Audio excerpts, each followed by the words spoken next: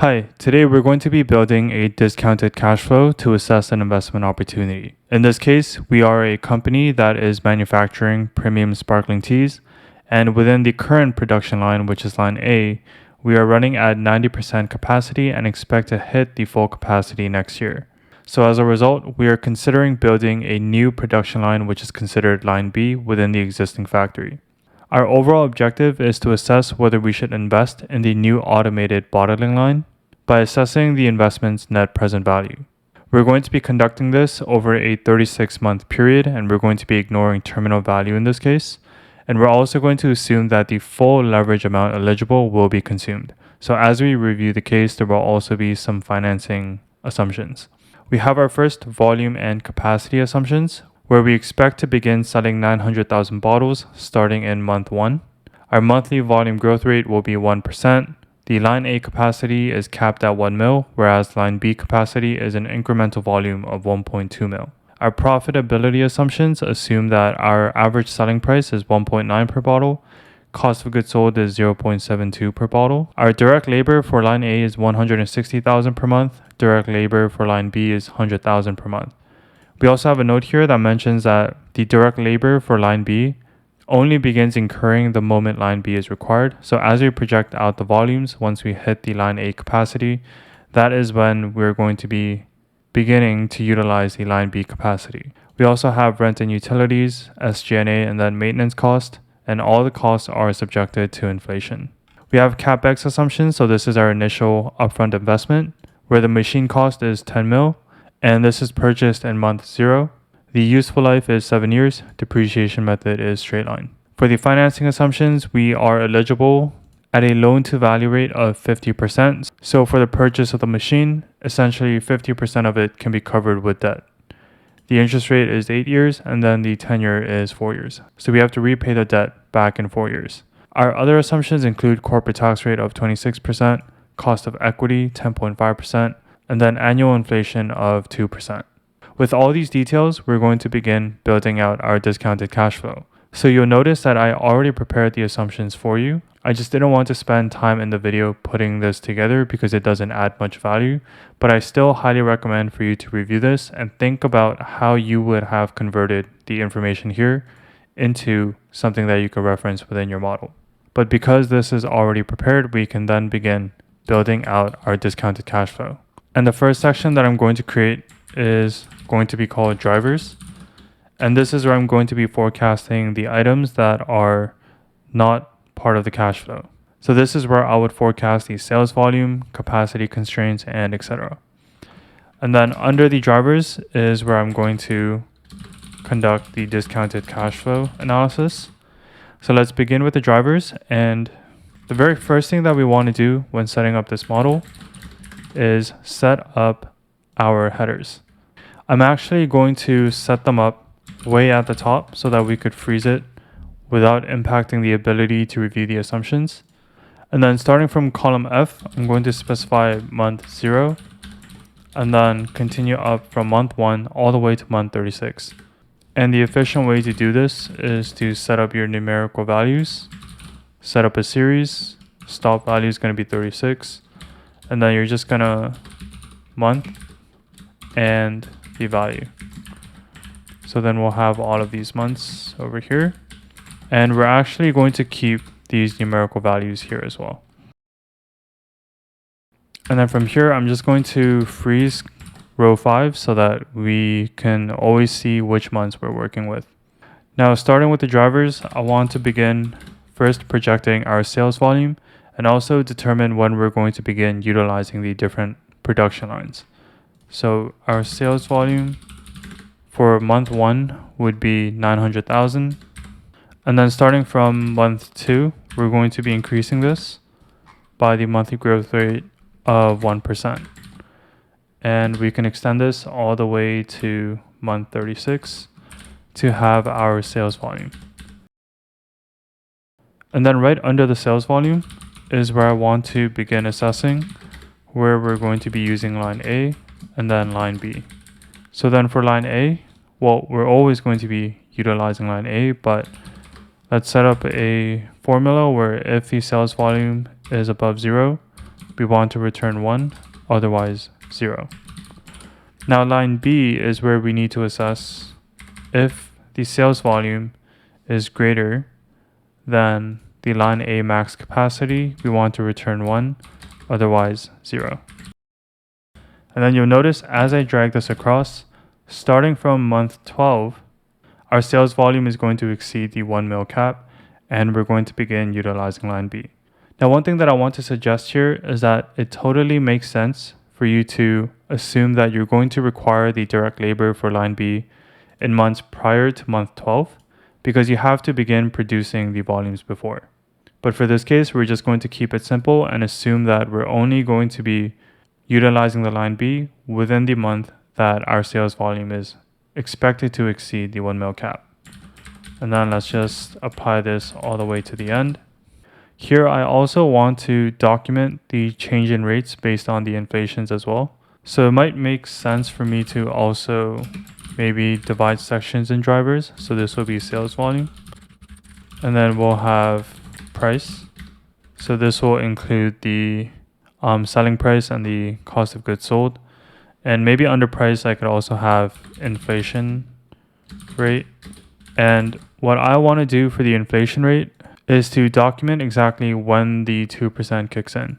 So I know that every time we hit month 13 is when we want to begin increasing the cost by 2%. For our analysis, we can just keep things simple. And we're just going to hard code when the inflation kicks in. So in month 13, I'm going to just write inflation. And then in month 25, I'm just going to write inflation.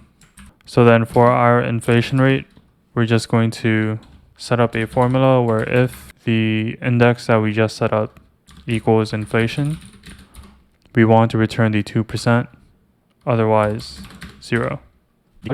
So this just helps us build our model more efficiently rather than having to manually apply the inflation every time we start a new year. So then under inflation, we can set up our price. So we have sales price and then cost of goods sold.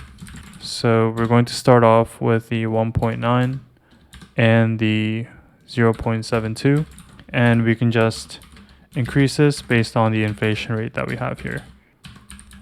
Let's just lock the row so that we can copy it down.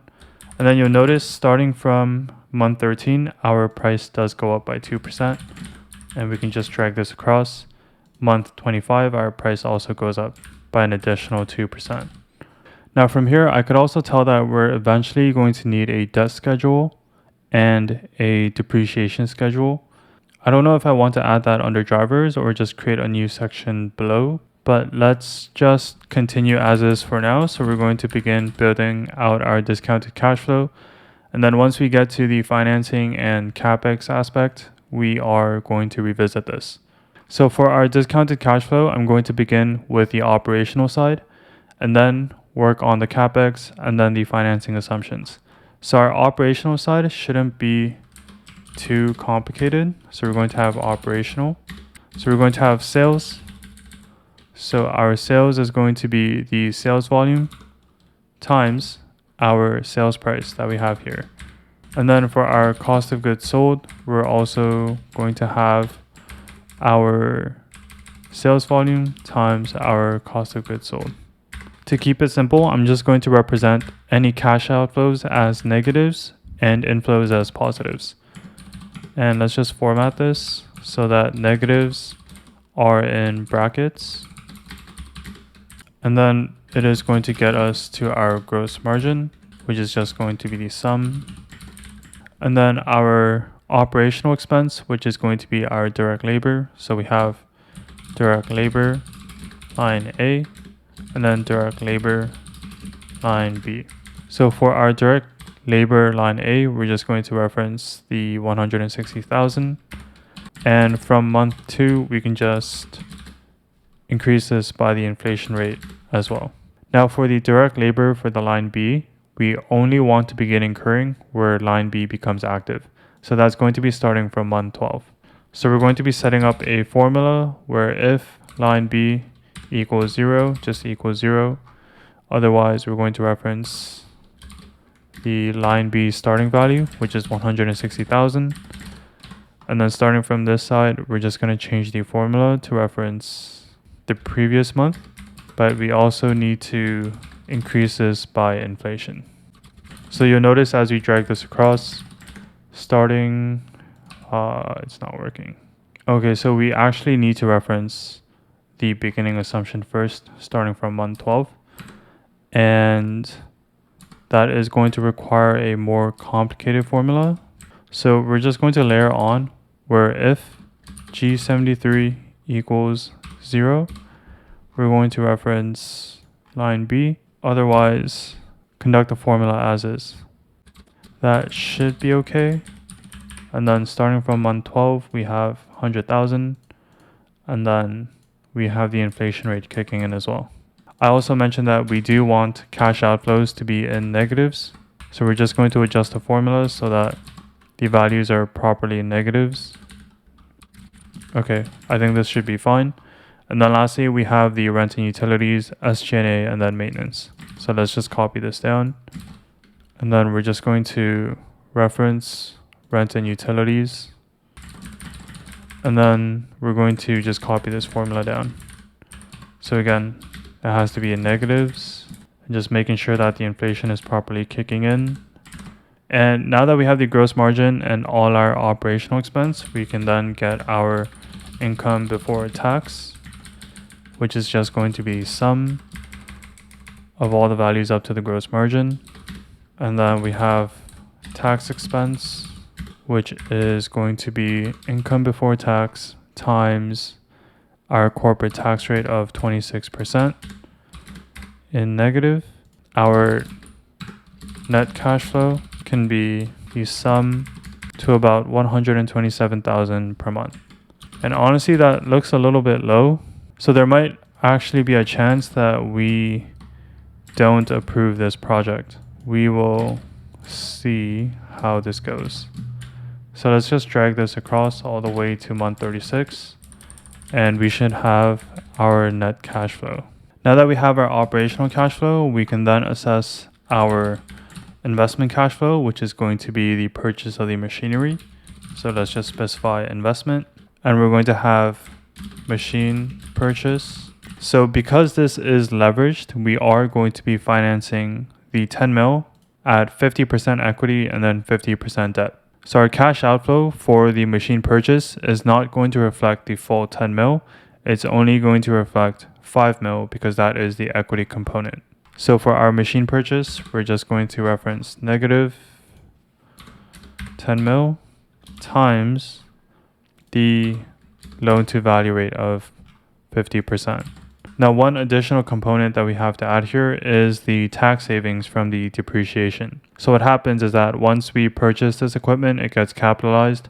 And as we realize depreciation expense every month, that is going to reduce our net income. And as a result, reduce our tax expense, which is a cash saving. Now, because this is a straight line depreciation, it's pretty easy to calculate, but we do want to show our thought process. So for our driver section, let's add a section called depreciation. And because we're purchasing it in month 0, we're going to begin realizing depreciation starting from month 1. So let's divide the purchase price by the useful life in years. And then we're going to divide this by 12. And I'm just going to drag this all the way to the end. And then for our tax savings, what we're going to do is multiply the depreciation expense times the corporate tax rate of 26%. So as a result of spending 5 mil to purchase the equipment, we are then saving about 30,000 each month due to the depreciation expense that we realize on the equipment. So the investment portion is actually quite simple, and we then have to build out our financing section. So this is where we need to build a debt schedule to assess the principal down payments on the 5 mil loan, along with the additional interest payment that we have to make. So in the driver section, let's add another section called financing. We're going to first assess the outstanding principal, then the principal down payment, and the interest payment. So our outstanding principal for month 0 is going to be the 10 mil times the LTV rate. So it's going to be a 5 mil in debt. And then our principal down payment for month 1, or well, for every month, is going to be the outstanding principal divided by the tenure. But because this is 4 years, we need to divide the 4 or multiply the 4 by 12 to convert it into months. So for the 5 mil loan, every month we need to pay 104,000, and then the interest payment is going to be the outstanding principal times the interest rate divided by 12. So we also need to pay about 33,000 each month in interest payment. But as our outstanding principal goes down with the principal down payment, our interest payment is also going to go down. And because this is an outflow, let's just make it into a negative. And then our outstanding principal is just going to be the prior month outstanding principal plus the principal down payment. So we should just be able to drag this across. And then by month 36, we have 1.25 mil outstanding, which is about 75% there. And it makes sense given that our tenure is 4 years. So this is our principal and interest cash outflow as a result of incurring this debt. So for our financing activity, we are pretty much just going to bring these amounts down. Well, we can actually just reference our outflows that we calculated above. So then with this, we have our total net cash flow from operational, investment, and financing. So then the net cash flow in this case would be the sum of our financing, investment, and our operational, which is the net cash flow that we've calculated below. So then let's drag this to the end. And then we have to discount by using a discount factor. And to calculate this, we're going to 1 divided by 1 plus the cost of equity, because this is a leveraged model. So we're going to be only assessing equity. And we need to just make sure that this is to the power of the period over here. So month 0 should always be 1. Oh, and I also need to make sure that the cost of equity is converted into a monthly rate. So we need to divide the cost of equity by 12.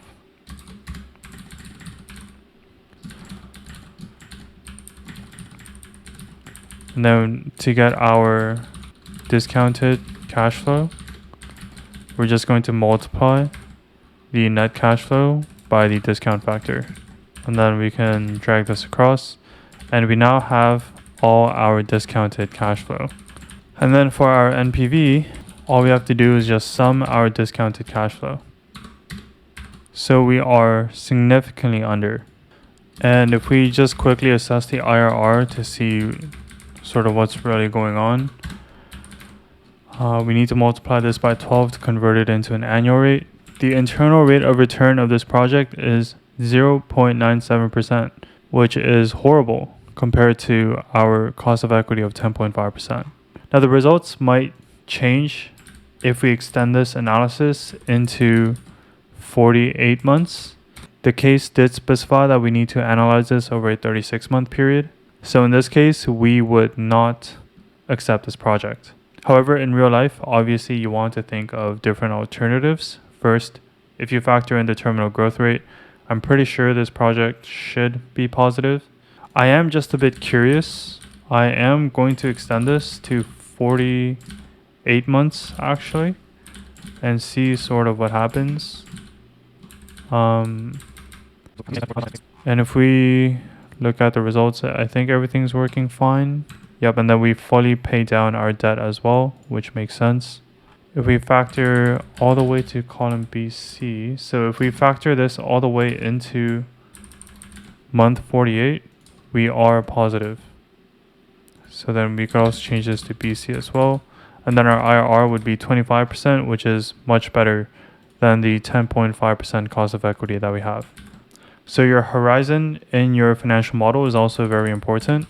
We did initially analyze 36 months based on what the case was asking, but for the solution, I'm just going to paste the 48 months one. I guess one thing that I forgot to do was factor in the inflation in month 37, but we should still be positive. NPV and IRR improved even further because our sales or gross margin would have improved just as much with our sales volume. But overall, I hope this video helped you gain insight in how to build a discounted cash flow model and sort of what to look out for. This file will be available on my website for you to try yourself, and I highly do recommend for you to try it because this sort of modeling is very common in Excel tests and assessments, and the ability to build a very efficient and clear financial model is a very strong asset. If you have any questions, feel free to reach out to me, and I hope this was able to help you. Bye.